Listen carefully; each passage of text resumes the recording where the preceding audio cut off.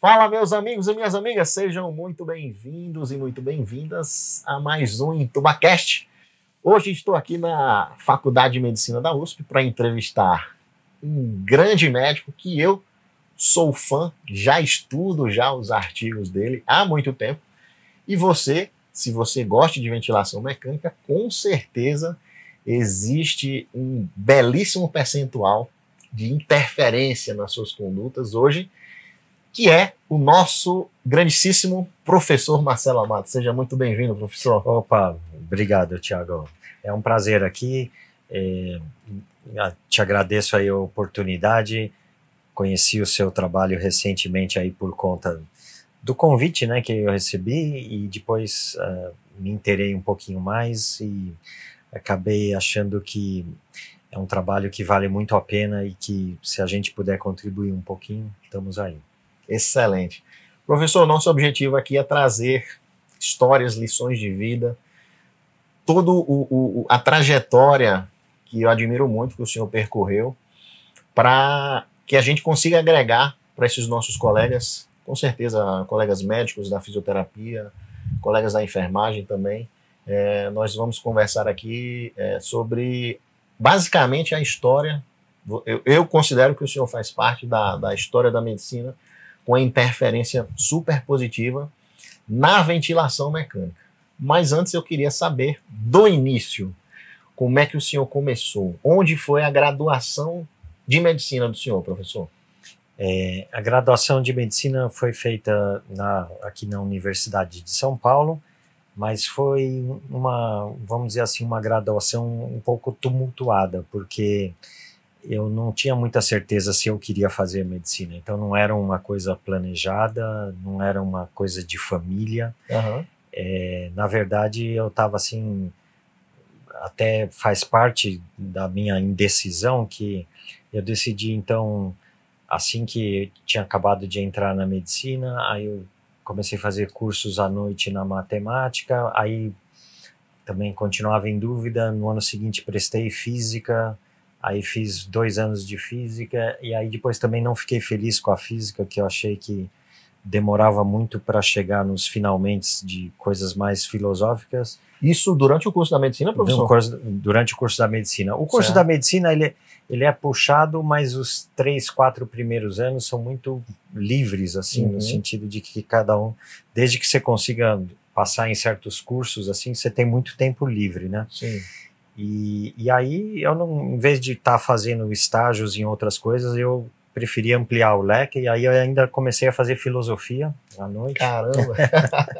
E então, assim,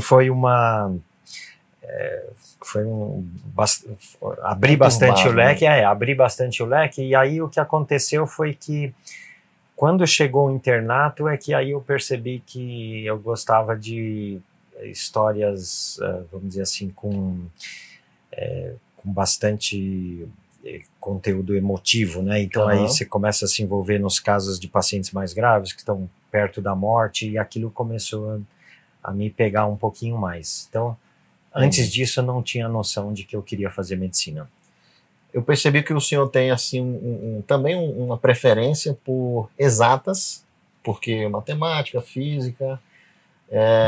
Esse interesse do senhor, ele veio dessa época ou já veio de antes? Acho que veio de antes. Eu gostava disso no colégio, e aí o que aconteceu é que, então, no ano do vestibular, para mim, foi bem difícil escolher exatamente qual especialidade prestar. Então, acho que se eu não tivesse feito toda essa abertura de leques, eu ainda estaria meio em dúvida sobre o que fazer. E o senhor acha que esse despertar também para a área de exatas trouxe vantagens no futuro, a parte de publicação, de análise estatística? Acho que sim, e também trouxe um pouco de vantagens numa coisa que eu gosto muito de terapia intensiva e de ventilação mecânica, porque até uma frase que eu ouvi do Gattinoni. Ele tem um filho que estuda biologia molecular, e aí ele falava para o filho dele, olha, você está estudando o assunto fashion do momento, que é biologia molecular. Eu sou old fashion e estudo fisiologia respiratória e cardiocirculatória. Mas se um dia você estiver morrendo na UTI, você vai morrer por problemas hidráulicos, não vai ser pelos seus genes. Então, sabe que em terapia intensiva, acho que tem muito assim de princípios físicos, né, de forças, princípios de pressão, hidráulica, sim, tudo. E era uma coisa que eu gostava desde o início, e aí achei que essa era uma área que tinha muita coisa para fazer. Perfeito. Internato é quando a gente começa a colocar mais a mão na massa, né? E o senhor viu que também havia uma preferência pelo paciente grave. Foi aí que começou a história do senhor na ventilação mecânica? Sim, exatamente, porque aí realmente é uma certa dificuldade assim de entender um pouquinho melhor assim o que é essa proximidade da morte, tudo foi uma coisa que eu achava que ali era onde as coisas mais importantes da vida estavam acontecendo. E aí muitos desses pacientes iam para ventilação mecânica, e eu me lembro que aí o primeiro vez assim que a gente fez algum estudozinho sobre ventilação mecânica era a história de colocar o PIP embaixo com balde d'água e em pacientes com hipertensão intracraniana. Olha só, isso em que época, professor? Então aí eu devia ser 1984, por aí. Só por curiosidade, quanto de volume corrente que o pessoal fazia por paciente, né? 15 ml por quilo. Olha 15 ml por quilo. Hoje... Era assim, você via volumes de 800, 900 ml. Nossa senhora, você imagina, né? Se você tem a noção do que é fazer uma ventilação com volume corrente menor, está aqui ao meu lado, senão assim, a pessoa que mais despertou e levou adiante esses raciocínios, que hoje em dia é o que protege muitos pulmões, né? De alguns anos para cá, foi algo que revolucionou a condução dos nossos pacientes em ventilação mecânica. Vamos chegar lá, mas antes, no internato, o senhor começou a ter esse contato maior com pacientes críticos e já começou a pensar na residência médica que faria? Não, eu achei que assim, eu tinha que escolher uma residência médica que tivesse bastante terapia intensiva. E aí na época tinha duas opções, não tinha ainda residência de terapia intensiva, mas tinha clínica médica e pneumologia. Eram as duas residências que tinham mais período de terapia intensiva. E aí a pneumo tinha até um pouquinho mais, tinha um mês a mais, eram 4 meses, em vez de passar nas diferentes enfermarias. E aí teve também o fator pessoal, né? Eu conheci o principal professor ali na época, que era o Antonino Rocha, que era da clínica médica, e conheci o professor Carlos Carvalho, que era da pneumologia. E aí, levando em conta todo o contexto, tudo, acabei preferindo fazer pneumologia e não me arrependo. Perfeito. Durante do seu internato, professor, o senhor também começou nessa parte de produção científica? Teve um olhar especial para isso ou foi tranquilo? Foi tranquilo. Eu acho que, além desse trabalho aí sobre a PIP, né, que a gente fazia com Beard Mark 7 e botando em selo d'água, eu não me interessei em mais nada, eu queria simplesmente conseguir a graduação. Aí, quando eu entrei na residência, fazendo realmente já o R1 em terapia intensiva, aí comecei a me interessar bastante por isso. E só como anedota também dessa época do internato, foi na época lá do internato que o Tancredo Neves veio para São Paulo para ser operado, né, de uma sepsis abdominal, e ele ficou lá no INCOR em ventilação mecânica. E eu lembro que naquela época eles chamaram o Zapel para decidir se ia fazer uma extracorpórea, porque ele estava muito ruim. Mas só para todo mundo ter uma noção de onde a gente estava na ventilação mecânica, eu lembro até hoje que assim, ele foi ventilado com o Bear 1000, o Bear 5, que é um ventilador que nem existe mais, e eu lembro de entrar na UTI e ver o platô de pressão dele chegar em 55. Nossa, a cada ventilador, Isso com uma PIP de 5 e um platô de 55. Você vê, né? O quanto que se machucava os pulmões. Né? Hoje a gente está com um valor aí de 30 para máximo de platô. Exatamente. Se você fizer uma respirada com um platô de 55, hoje em dia já tem vários pesquisadores e vários médicos que são completamente contra isso, porque seria o risco de barotrauma excessivo. Agora você imagina alguém ventilado 24 horas por dia com platô de 55. Sabe que quando eu dou aula para o segundo ano da faculdade de medicina, eu gosto de dizer que nós matamos o nosso ex-futuro presidente, porque com certeza com o que a gente sabe hoje, a gente provavelmente até fiz umas contas, né, pelo gráfico lá de mortalidade, sobremortalidade causada por excesso de driving pressure, a gente aumenta a chance dele morrer em 8 vezes, no caso da ventilação do Tancredo. E assim, na época, ninguém tinha noção disso, né, professor?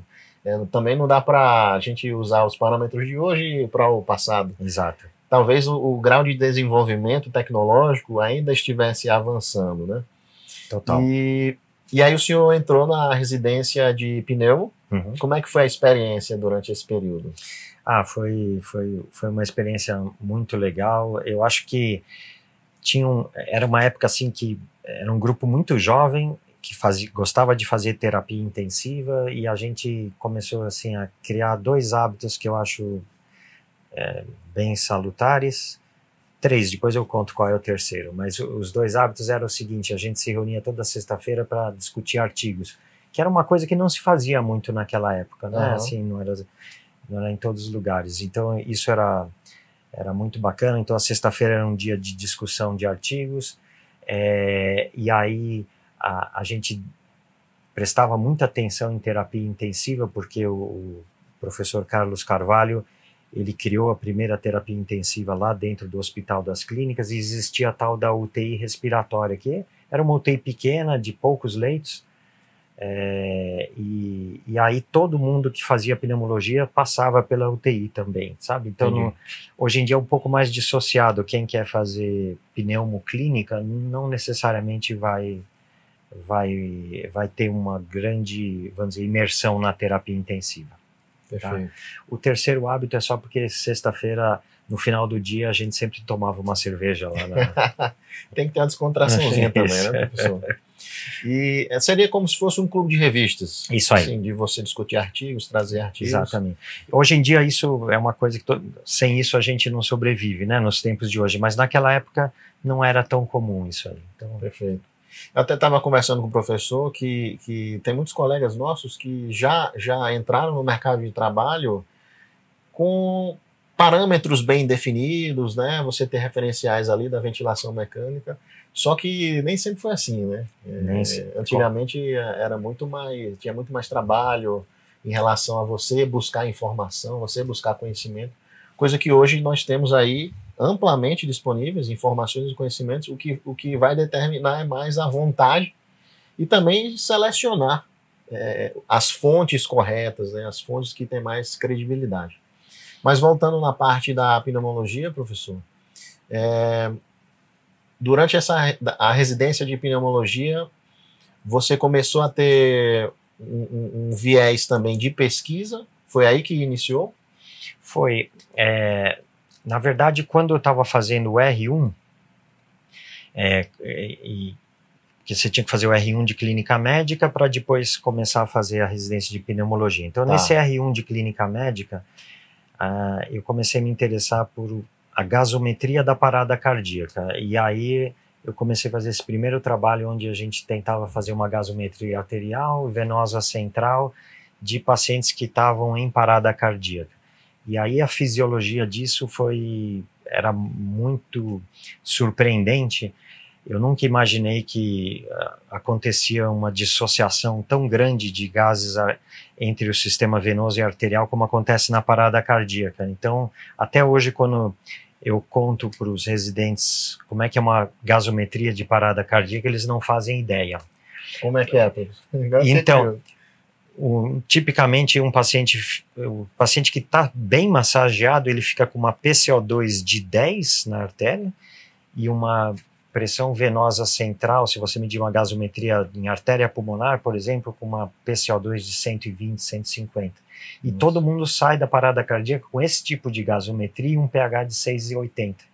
Então, foi aí que eu comecei a perder um pouquinho de medo de PCO2 alto e acidose respiratória. E acho que o senhor está dando uma investigada aí ultimamente, né, na questão do PCO2. Com certeza, com certeza. Esse assunto ainda me fascina e eu acho que ainda vai vir muita coisa interessante sobre isso. Perfeito, vamos chegar lá. Durante a residência da pneumologia, assim, o que é que mais chamou a atenção do senhor? Acho que da pneumologia acho que foi basicamente a terapia intensiva. Eu gosto de pneumoclínica, gosto das várias doenças de origem absolutamente desconhecidas que existem em pneumologia, né? As patologias intersticiais é um mundo onde a gente dificilmente identifica todos os fatores causais daquilo. A fibrose pulmonar idiopática ainda é uma coisa extremamente prevalente que a gente não faz ideia por que ela acontece. Então, assim, as doenças pulmonares, assim, e a prova de função pulmonar é sempre uma coisa que eu gostei bastante, sabe? E daí, até hoje, eu acho que isso tem uma certa influência aí no que eu gosto de fazer em terapia intensiva. 1 ano de clínica médica, quantos anos de pneumo? Aí eram 2 anos de pneumo, e aí a seguir eu já prestei para ser assistente ali da pneumologia. Para trabalhar no Hospital das Clínicas. Para trabalhar no Hospital das Clínicas. E o senhor entrou como assistente, estava ali no dia a dia, né?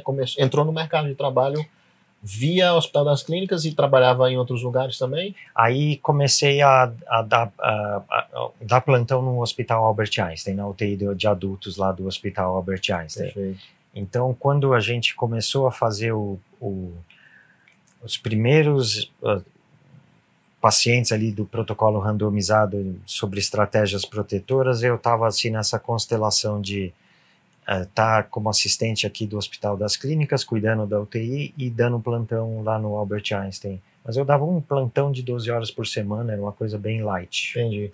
O senhor foi contemporâneo, por acaso, do Dr. Gustavo Janot? O Gustavo Janot, ele veio depois de mim, ele foi até meu pós-graduando. O meu aluno de doutorado foi o Gustavo Janot. Foi uma fera demais, né? Isso, uma convivência muito boa, foi muito bacana. E aí, entrando na questão dos trabalhos com relação ao volume corrente menor, como é que iniciou essa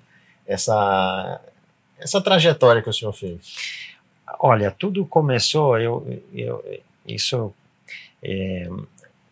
lembro bem, porque assim, tudo começou com as epidemias de leptospirose aqui em São Paulo.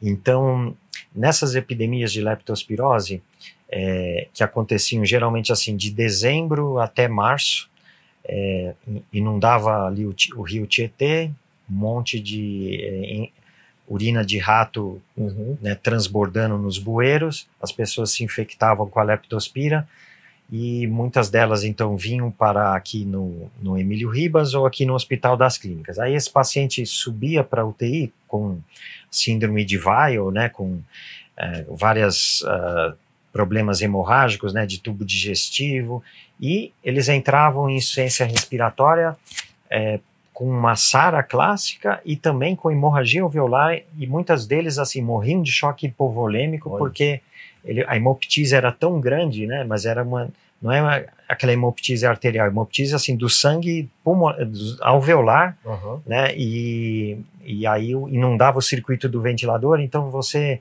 estava dando plantão à noite na UTI, você tinha várias vezes que limpar o circuito porque ele estava obstruído por coágulos de sangue.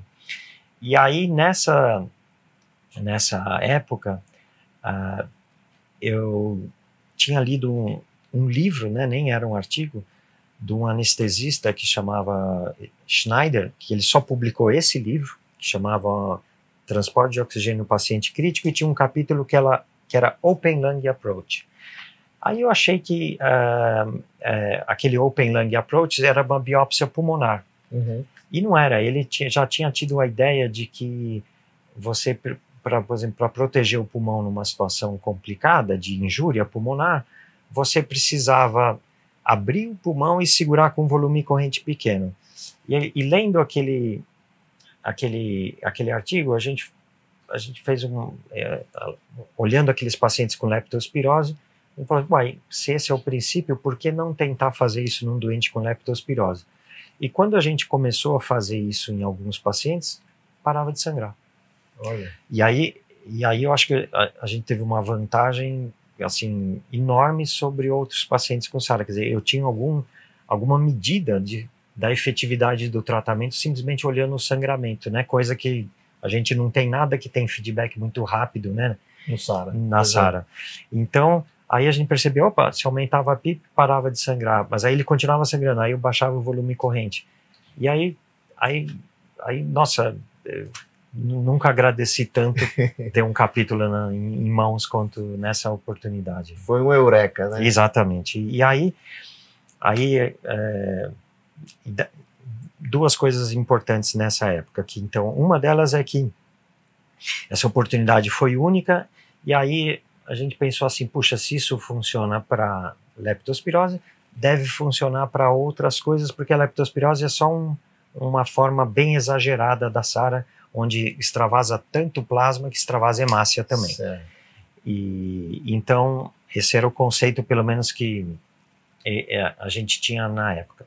E aí a outra coisa fenomenal que aconteceu nessa época é que quando eu mostrei esses resultados para o professor Carlos Carvalho, e falei assim, professor, olha, acho que o resultado é tão impressionante que a gente deveria fazer um estudo sobre isso. E aí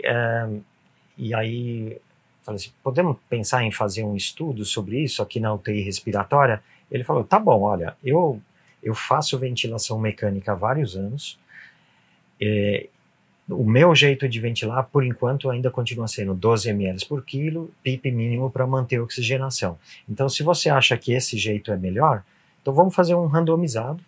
Perfeito. E metade da UTI cuida desses pacientes, o outro, né, esses outros pacientes. Então, assim, eu diria que ele teve uma atitude muito científica, né? Total. Como a gente raramente vê, e topou a gente começar a fazer essa encrenca de fazer um protocolo randomizado. E aí, acho que naquela época, hoje em dia, a gente não consegue mais pensar em UTI sem estudos randomizados, né? Mas naquela época não existia estudos randomizados em UTI.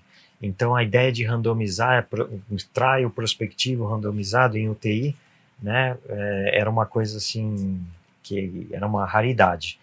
Eu lembro que, na época, tinha poucas coisas assim com drogas, mas não de terapias em UTI.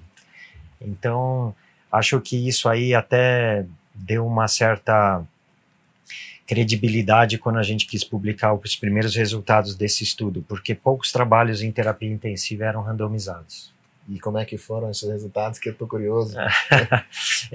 Então, o que a gente viu? Que quando a gente chegou lá, assim, tinham uns 20 pacientes randomizados para cada braço do estudo, a gente já tinha um resultado claramente diferente. Eu já estava absolutamente convencido de que aquele tratamento funcionava, não só para leptospirose. Uhum. E aí o que aconteceu é que começou a ficar assim mais difícil a gente randomizar o paciente, porque o time também da UTI começou a acreditar, e aí de repente a gente eu lembro de uma vez de uma paciente que a gente trouxe de outro hospital, e para trazer para nossa UTI, fomos randomizar, né, que eram envelopes selados ali, sorteados. Uhum. Aí, quando ela randomizou para a estratégia convencional, foi um mal-estar assim, muito grande assim, de toda a equipe. A equipe já sabia que existia uma vantagem, né? Exatamente. E às vezes acontece de interromper o estudo, né? Às vezes acontece de interromper o estudo. A gente tinha... aí, inclusive, depois dessa paciente, eu até fui estudar regras de como interromper um trial. E aí, graças assim, acho que assim, a gente teve bastante sorte que a diferença era tão grande que qualquer regra que eu aplicasse, ela se justificava para interromper o trial, e aí a gente interrompeu.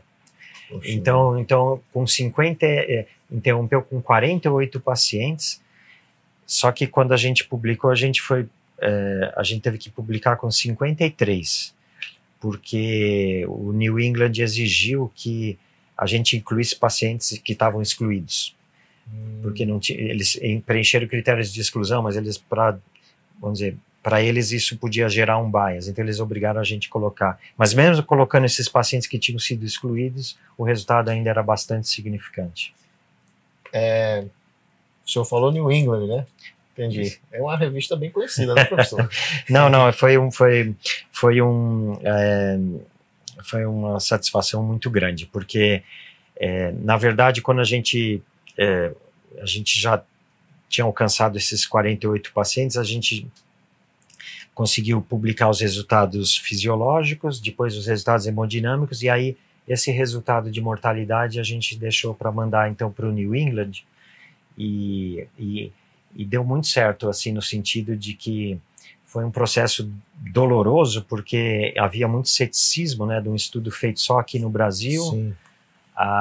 Eu ia até perguntar ao senhor, como é que foi a aceitação da comunidade, né? Não foi fácil, eu acho que, primeiro que, só para ter uma ideia, nós demoramos 1 ano e quase meio entre idas e vindas, né, de revisões, foram muitas revisões, e a gente tem certeza, olhando para trás, que, por exemplo, durante a revisão do nosso trabalho, a vinda de pesquisadores aqui para São Paulo, de pesquisadores que eram nossos revisores, e a gente não sabia, né? Um deles, por exemplo, era o Martin Tobin.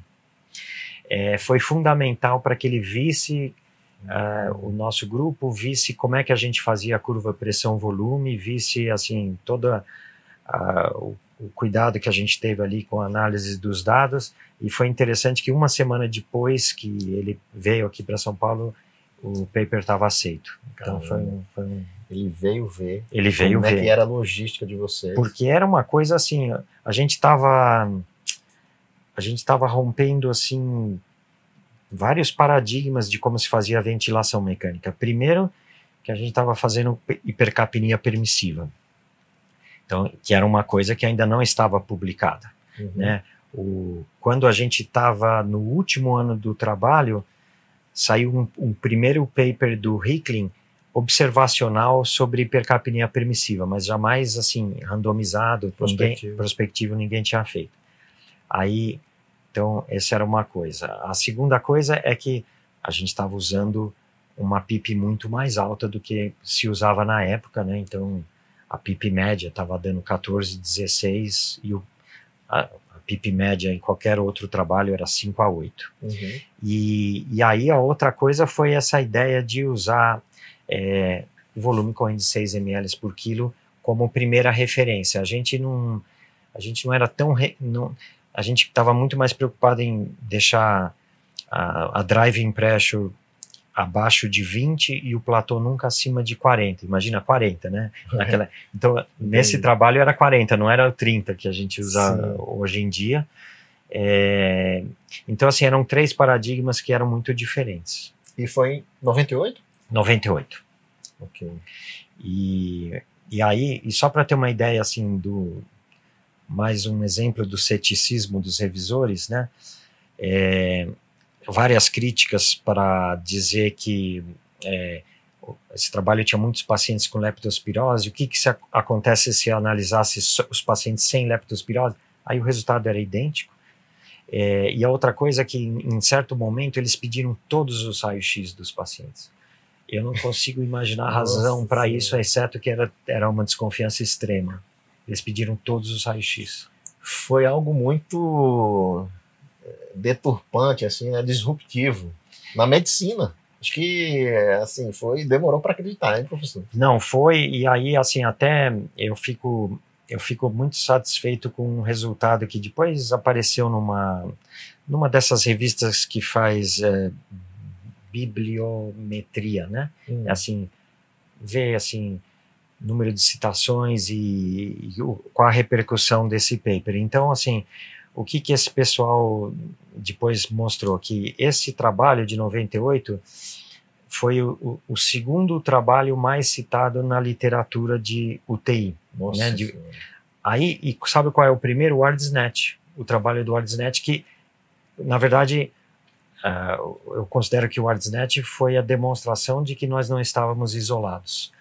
porque é uma história que todo mundo hoje em dia não viveu isso, mas aconteceu assim. Esse trabalho foi publicado no New England em 98, mas no mesmo ano, 2 trabalhos foram publicados com resultados ao contrário. Olha. Que o volume corrente baixo matava mais. E depois, em 99, teve mais um trabalho, né? Então, que também mostrava que o volume corrente mais baixo matava mais. Então houve uma...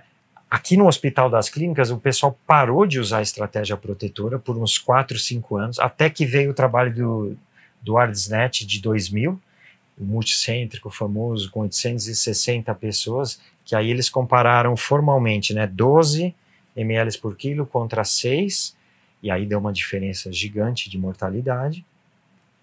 E aí pronto, aí todo mundo abraçou a ideia de estratégia protetora.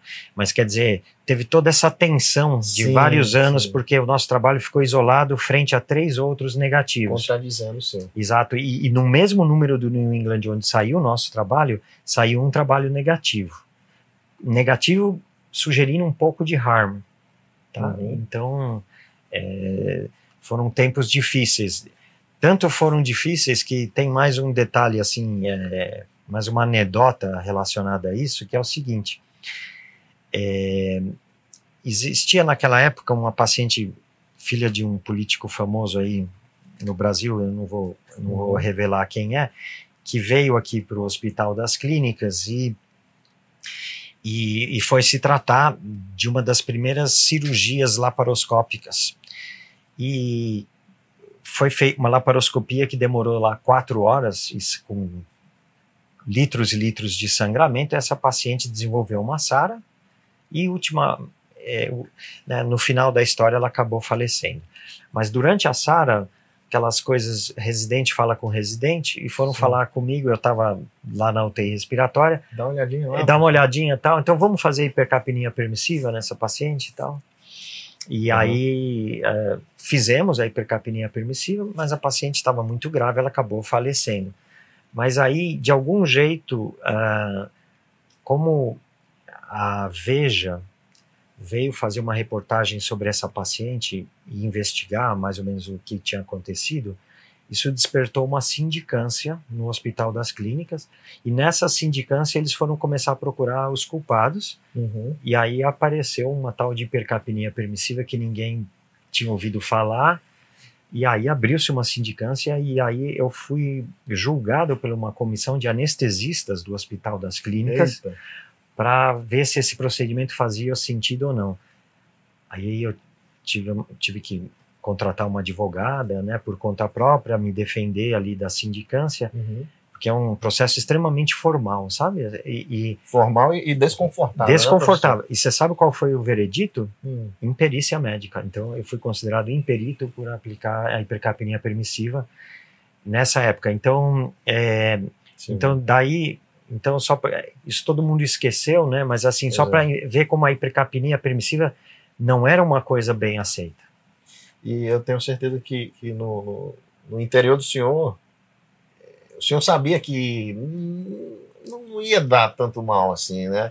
Por ter feito os trabalhos, por ter vivido os trabalhos, né? E aí vem um sentimento pior ainda, que é aquele sentimento de revolta, né? Caramba, eu sei que isso dá certo, mas que todo mundo está me contradizendo aqui. Não, a bem da verdade, em certos momentos, existe uma corrente contra tão forte que a gente sempre fica desconfiado. Será que eu estou me auto-enganando também, né? E estou sendo vítima de uma ilusão, assim, ou de uma obstinação cega, né? Então você fica um pouco desconfiado com isso.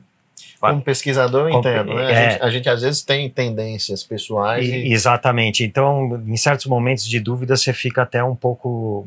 Por isso que ninguém faz ideia, assim, de como eu fiquei feliz com a publicação do trabalho do ARDSNet. Aí né? foi a redenção. Não, foi a redenção, exatamente. Abriu um uísque aqui também para comemorar? E mandei essas publicações para minha comissão julgadora. Que maravilha, graças a Deus. É aquilo que a gente chama de vingança fria, né? Ela não... É a justiça, né? Tá. Assim, o senhor, acho que por estar na vanguarda, por ser um desbravador, né, a gente acaba às vezes levando algumas porradas aí que quem veio depois com o mato ali desbravado não levaria, né? Então, ter ideias revolucionárias, né, fazer descobertas, tem esse lado, né, de você ir contra algo que já existe há, sei lá, décadas. E contradizer isso, às vezes você é chamado de alguns nomes que não são agradáveis, né? Não, então essa história foi bastante interessante, assim, um aprendizado para entender assim como a medicina ela tem uma característica conservadora muito maior do que a gente imagina. Sim. E aí esses para você mexer esse paradigma vigente é sempre muito difícil, né? Eu tive uma experiência semelhante agora, só para trazer para o contexto atual, que é a ventilação mecânica no Covid, tá? Por quê? Porque o Covid trouxe uma situação muito diferente, que eu acho que os intensivistas ainda não tinham vivido, que é você ver pacientes que ficam com você na UTI 3, 4 meses. E depois alguns desses pacientes irem para casa, depois de todo esse tempo na terapia intensiva. A gente Sim. não está muito acostumado com isso, né? Mesmo todo mundo que tratou o paciente com Covid percebe que é um paciente que fica na sua UTI muito mais tempo que uma SARA normal.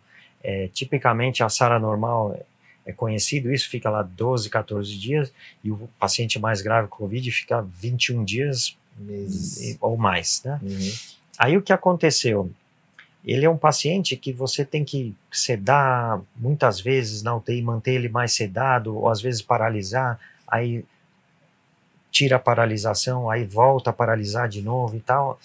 E eu, como nós temos aí uma certa obstinação pela ventilação protetora, várias vezes eu me vi no dilema de falar assim, não, eu acho que esse paciente merece ser paralisado de novo, senão ele vai se matar, literalmente, né? E aí, agora eu percebo que existe um paradigma atual que não pode voltar a paralisar um doente, não pode sedar de novo um doente que você já, vamos dizer assim, evoluiu na ventilação mecânica. E isso me trouxe vários desconfortos nessa época aí do Covid que me lembram daquela época, toda essa dificuldade para encarar a hipercapnia permissiva. Não digo que você tem que encarar de um jeito ou de outro, que eu estava certo ou não, mas tem que ter a mente aberta, né? Porque pode ser que o jeito que a gente está acostumado a fazer não é o melhor. Sim, e eu vejo muito esse comportamento nos colegas, assim, de se depararem com informação que eles nunca viram antes e meio que já dá aquela julgada de começo. Não, isso é loucura, né? Isso é um absurdo e tal. E eu já me vi nessa situação também, porque alguns seguidores às vezes me mandam perguntas ou alguma conduta que ele viu. E ele já... Então, não, aí ele me traz a situação e o meu reflexo inicial é falar, não, nunca vi isso é um absurdo. Mas eu sempre dou uma pausa e vou dar uma pesquisada, né? Porque às vezes tem um fundo ali que é verdade e que você não conhece, né? Então é algo que a gente tem que refletir, assim, se você vir alguma coisa nova ou algo que você nunca ouviu falar na sua vida, faça da forma mais acadêmica possível. Excelente. Pesquise, veja aquilo dali. Eu tenho esse trabalho, professor, de evitar o ensino o método da orelhada. Perfeito. Não, foi porque o meu R+ falou, né, que é assim, né? Mas será mesmo? Será que não existe uma maneira melhor? Você já revisou isso daí para não fazer suas condutas baseado na opinião de um colega mais velho? Será que ele está passando a melhor informação para você? Então isso é uma forma de se atualizar e de pesquisar, né? Se aprender a pesquisar, que hoje é facílimo. Fundamental, Thiago. Eu acho que essa filosofia geral, assim, de dar um passo para trás, mantenha a atitude vamos dizer, de quem está sempre pesquisando, né? Você tem que entender se aquilo ali faz algum sentido, e mesmo que você não ache algum sentido inicialmente, ainda você tem que manter essa atitude, assim, que eu digo de suspensão, né? De juízo, até você entender todas as nuances do que alguém está fazendo para entender se aquilo tem um sentido. Isso é muito importante, porque Hoje em dia, como eu vejo os residentes que passam lá na UTI respiratória, eles veem muito, existe já muita informação disponível, né? Coisa que nós não tínhamos na época que a gente fez residência em terapia intensiva. Então, existe muita informação disponível. As informações que são consideradas mais relevantes, elas vêm de estudos randomizados. E aí, todo mundo está imerso assim, numa espécie de bolha, ou de paradigma, que diz o seguinte: só confiam em estudos randomizados que estão, estudos grandes, multicêntricos e tudo mais, e como se tudo o resto que você faz em UTI, que não vem de estudo randomizado, não tenha sentido. Essa é uma atitude muito perigosa, porque, na verdade, a quantidade de atitudes que a gente toma na UTI para as quais existe evidência randomizada é uma quantidade mínima. E várias outras coisas vêm de observações fisiológicas, de estudos que existem, né? A ciência não é só estudo randomizado, existem várias... E o randomizado, ele veio de uma interrogação, exatamente, de um estudo observacional, de opinião de especialista, exatamente, que foi evoluindo até uma meta-análise e os randomizados que a gente vê. Voltando lá na nossa linha do tempo, professor, depois do ARDS-NET, o senhor teve essa confirmação, né, do raciocínio de ventilar com volumes correntes menores. Acho que o mundo inteiro começou a fazer esse tipo de abordagem. Grande parte da fundamentação do ARDS-NET veio do seu trabalho? Sim, na verdade, eu tive várias conversas com todo o grupo do ARDS-NET quando eles estavam na fase final do desenho do protocolo. Eles começaram a ter várias reuniões mensais, era um grupo de basicamente 12 pesquisadores. E aí eu lembro que uma vez a gente se encontrou numa ATS, né, que era o Congresso da American Thoracic Society, e eles queriam saber assim, mostra pra gente como é que você faz a curva pressão-volume e a escolha da PIP, porque a gente quer entender se a gente vai colocar isso também no nosso estudo. Legal. E aí eles chegaram à conclusão que era muito complicado, que não dava para fazer isso de forma multicêntrica, então eles tomaram aquela atitude bem racional americana, né? Vamos separar o problema em duas partes. Então, vamos cuidar só primeiro da questão volume alto ou volume baixo. Então, fizeram 12 ml por quilo contra 6 ml por quilo. E depois, em outro estudo a ser feito no futuro, eles iam estudar a questão da PIP. Então, foi bem interessante. E eles fizeram exatamente assim. Depois o estudo da PIP foi feito de uma maneira não ideal, completamente não ideal, mas isso é uma outra história, mas eles separaram o problema. Entendi. Então foi bem interessante porque realmente eles estavam... O objetivo deles a gente precisa confirmar que faz sentido reduzir o volume corrente, porque essa informação está muito solta, divergente. Né? Alguns falam que sim, outros falando que não. E depois dessa descoberta, professor, como é que foi a sua trajetória aqui na faculdade e no Hospital das Clínicas? Assim, aconteceram duas coisas para mim muito importantes, né? Na época que a gente estava fazendo essa revisão do New England, apareceu a oportunidade de eu ir para os Estados Unidos e ficar lá um tempo com o John Marini. O que eu fiz, né? E aí fiquei 6 meses lá por conta própria lá com o Marini, foi muito muito rico ali para mim. Depois eu devo muito ao Marini, porque de certa forma ele ajudou a convencer a comunidade médica de que o que a gente estava fazendo fazia sentido, sabe? Então ele teve um papel, né? Com certeza ali também com os revisores. Perfeito.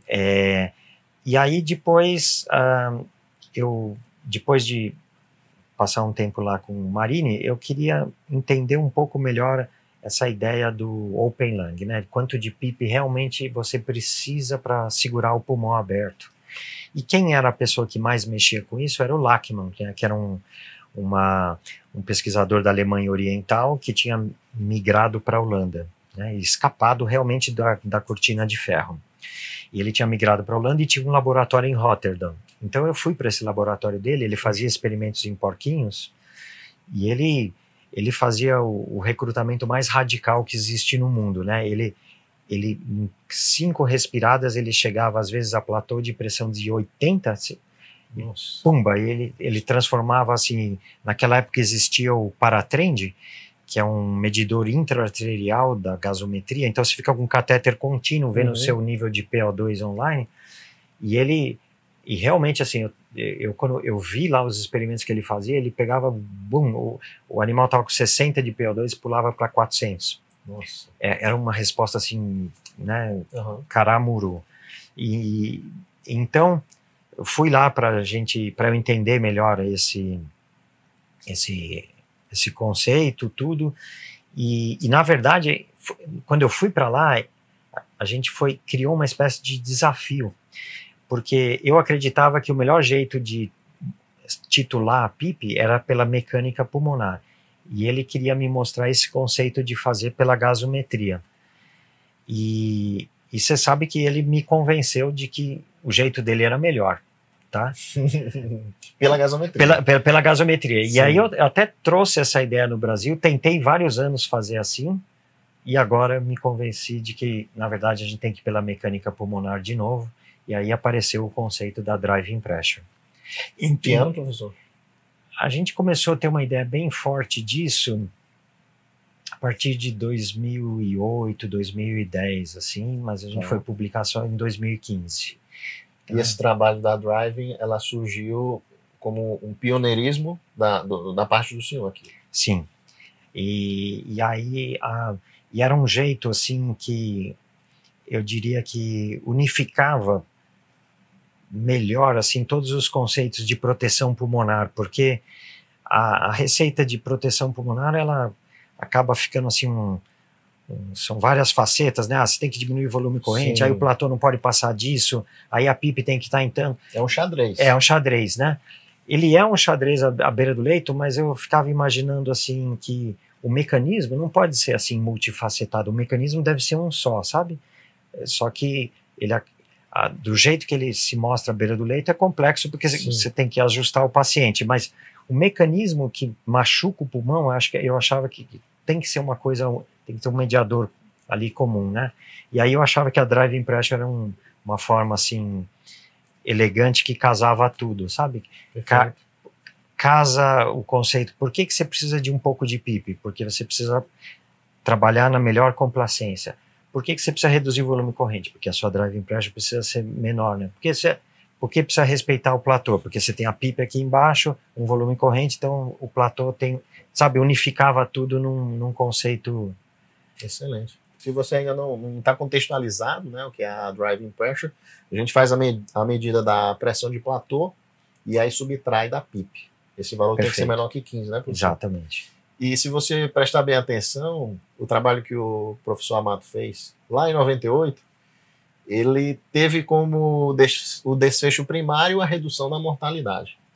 E também esse trabalho da driving pressure, se você ventila o paciente com a driving menor que 15, também você altera a mortalidade, né, professor? Para melhor, né, obviamente.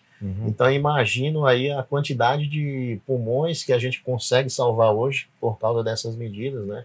Quantidade de vidas no mundo, porque esses conhecimentos eles são aplicados no mundo inteiro. E o intensivista, o anestesista, qualquer médico ou fisioterapeuta que ventila, eu acho que ele tem como principal missão não prejudicar.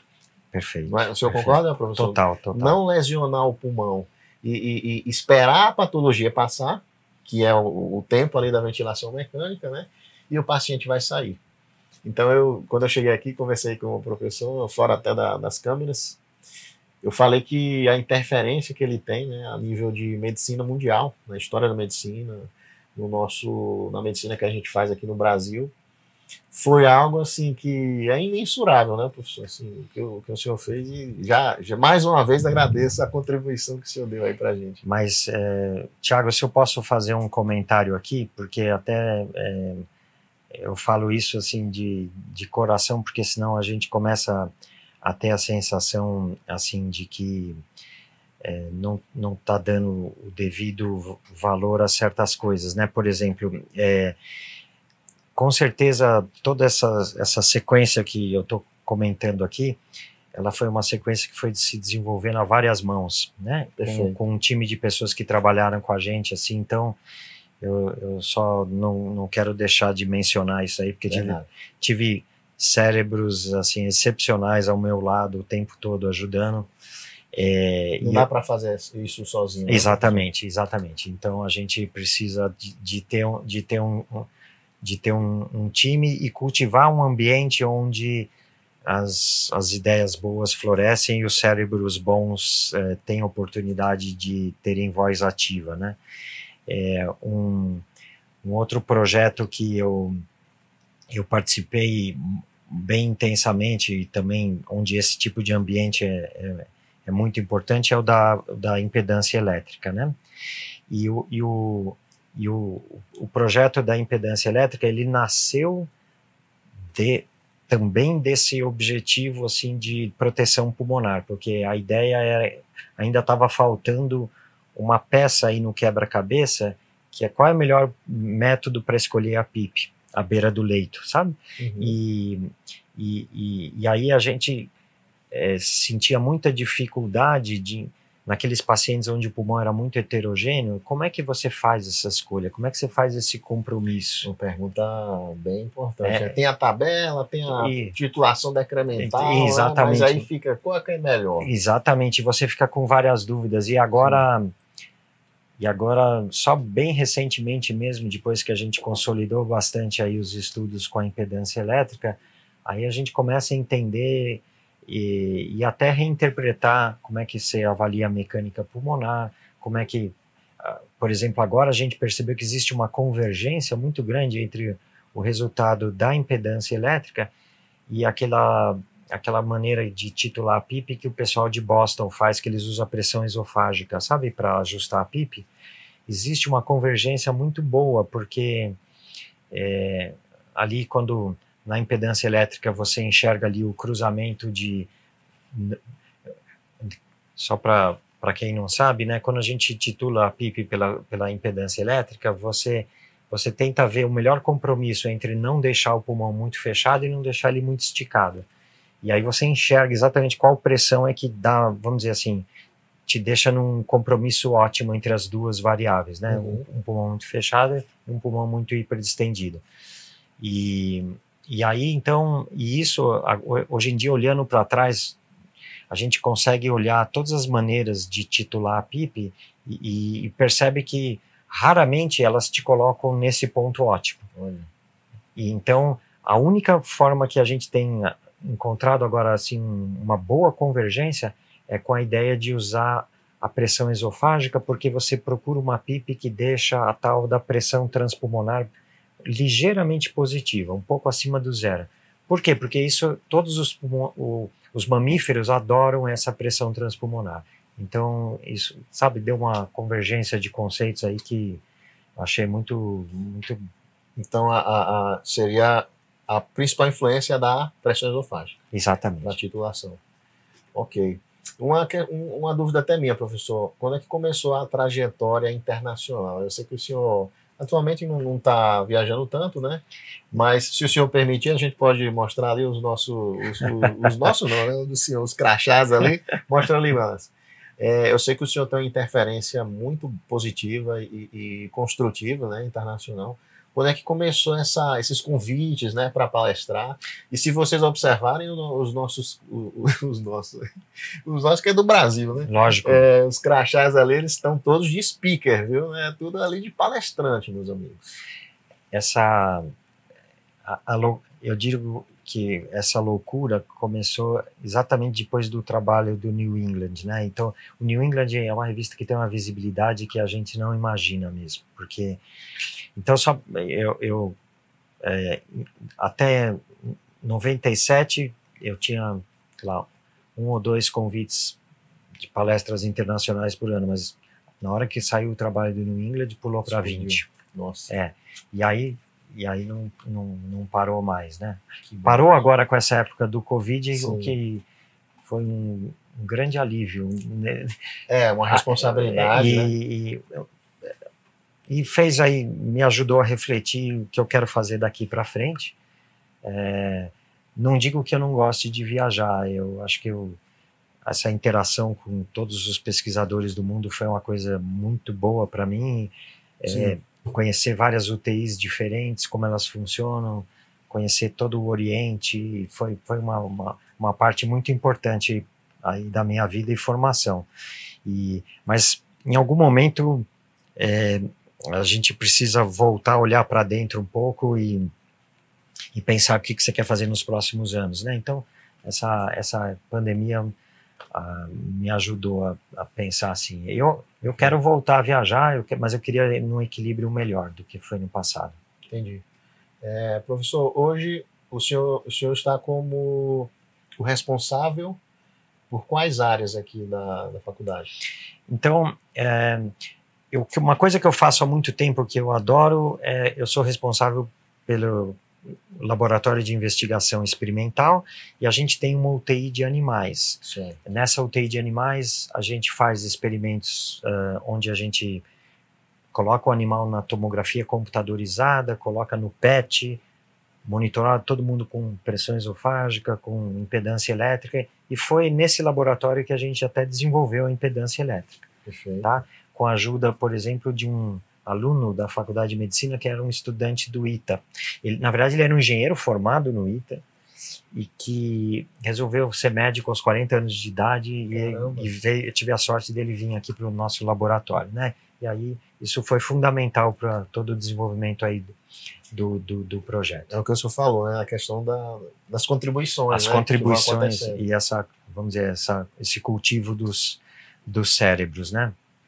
E aí então isso para mim é fundamental. Essa parte ainda gosto. Ontem à tarde estávamos aqui fazendo um experimento justamente para melhorar a técnica da pressão esofágica, da impedância elétrica também, da estimativa da força muscular que o paciente faz na UTI para respirar. Certo. Mas recentemente eu fiquei responsável também como chefe aqui da UTI respiratória. Tá? Okay. Isso ainda é um desafio para mim, porque eu não sou uma pessoa muito organizada. Então, ser chefe de uma UTI para mim é um pouco... Eu falei justamente o contrário, viu, professor? Quando eu cheguei na sua sala aqui, eu olhei assim para a estante. Mas isso é mérito da Neide, não é meu. Tá certo. Então lá o bicho pega. Não, aí a minha desorganização me atrapalha lá. Mas assim, há novos desafios também que eu tô gostando. Sim. E o que eu acho mais interessante é que eu estou tendo a oportunidade de... e esse era um sonho que eu tinha, de transformar a UTI numa UTI assim, muito voltada à pesquisa. Perfeito. Por quê? Porque é que nem você me falou aqui, Tiago, que você sentiu em algum momento que onde é que era o seu nicho, onde você faria sua melhor contribuição, né? Então, de alguma forma, você achou isso nesse acesso e divulgação através aí dessas plataformas aí onde você alcança muitas pessoas, né? Sim.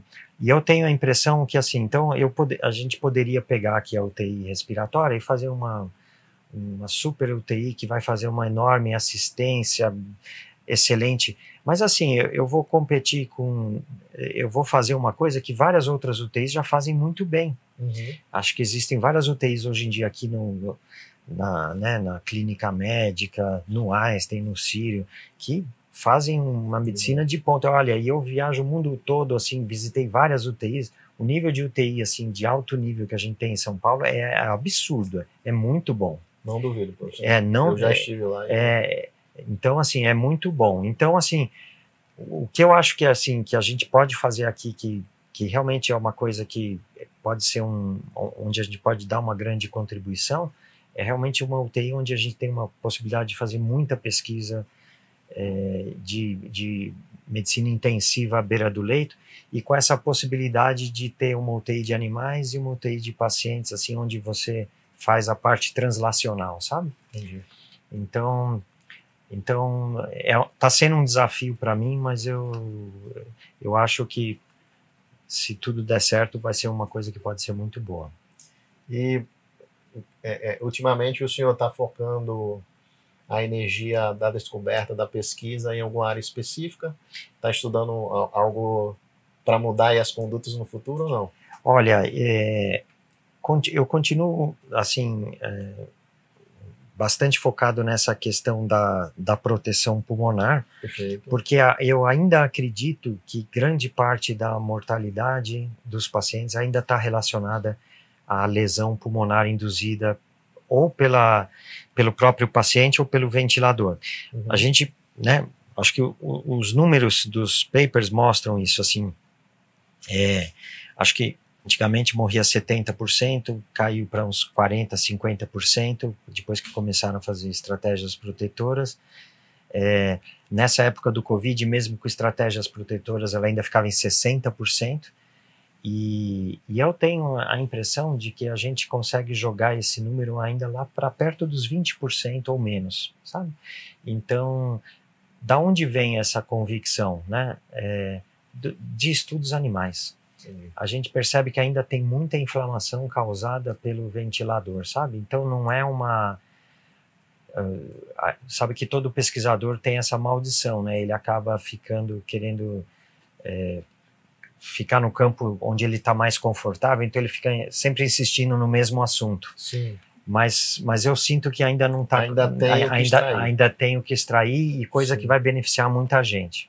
Com certeza, professor. E a outra área que eu quero contribuir bastante ainda é na parte tecnológica. Eu acho que a parte tecnológica ela tem que melhorar ainda, porque ela é uma questão de filosofia, né? Eu gosto de dizer que a astronomia só se desenvolveu porque alguém criou o telescópio, ou né, a microbiologia só porque alguém criou o microscópio, né? Uhum. E aí, então, assim, eu tenho a impressão muito forte, assim, de que a gente ainda não descobriu várias coisas que poderiam melhorar o paciente, porque a gente não tem uma monitoração adequada. E nessa área aí eu queria avançar bastante. Perfeito. Professor, muito boa a nossa conversa. Sei que o tempo do senhor é escasso. Agradeço aí os momentos que passamos aí a mais, né, do que a gente tinha combinado. Mais uma vez queria agradecer aí a contribuição que o senhor faz hoje, que o senhor já fez para a história da gente, né, da nossa medicina, as vidas que o senhor salvou. E, assim, é uma forma de trazer essa história que o senhor tem, né, para que as pessoas se conscientizem, se inspirem.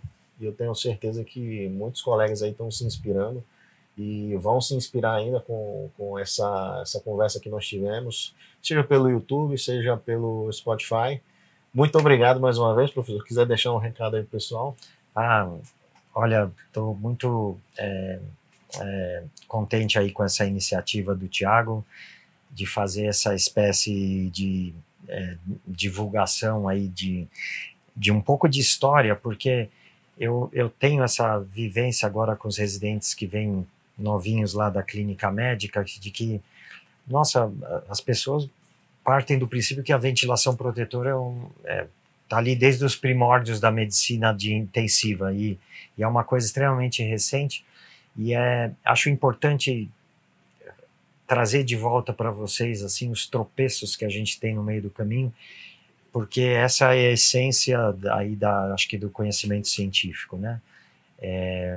Então, espero que então a gente tenha dado uma pequena contribuição para isso. Muito obrigado. Meus amigos e minhas amigas, se você achou legal nessa conversa, se você aprendeu algo desse nosso podcast, deixa o seu like, envia esse podcast para um colega ou uma colega sua que gosta de ventilação mecânica, que tem curiosidade, né, sobre a história da medicina, sobre as contribuições que médicos brasileiros que estão aqui com a gente ainda, contribuindo, fizeram para toda a medicina e as outras áreas também, né, a fisioterapia, a enfermagem. É super importante que você divulgue esse conteúdo, ajude a espalhar essas informações, que são informações de qualidade. Fechado? Um grande abraço do seu amigo Thiago e até a próxima. Tchau. Obrigado, professor.